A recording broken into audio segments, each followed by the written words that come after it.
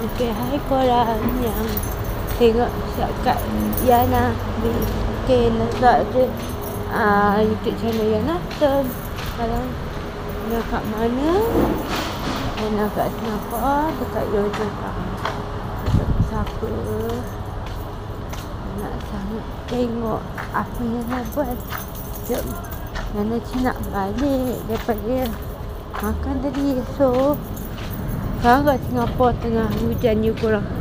Korang tak nampak hujan sebab dah stop. Tapi tadi hujan.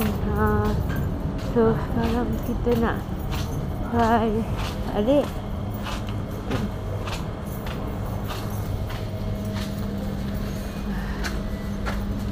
Di kedai Suburban.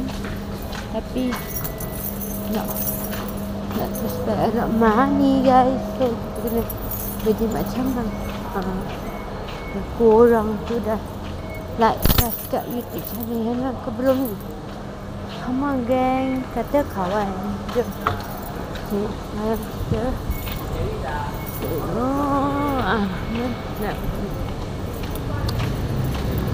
kat sini dia punya tempat banyak lampu. So korang tak perlu risau kalau korang takut gelap ke tak. Okay, sebab tempat terang.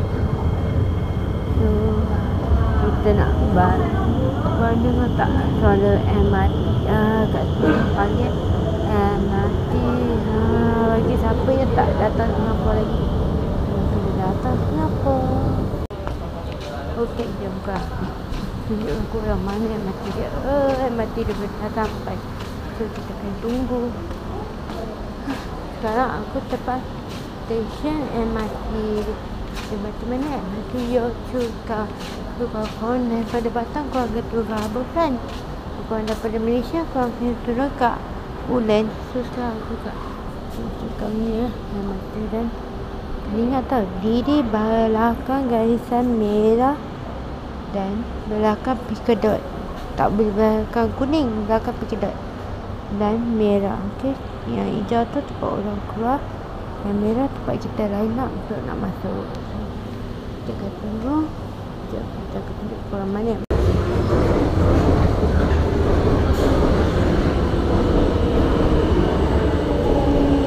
Okay korang, dah sampai.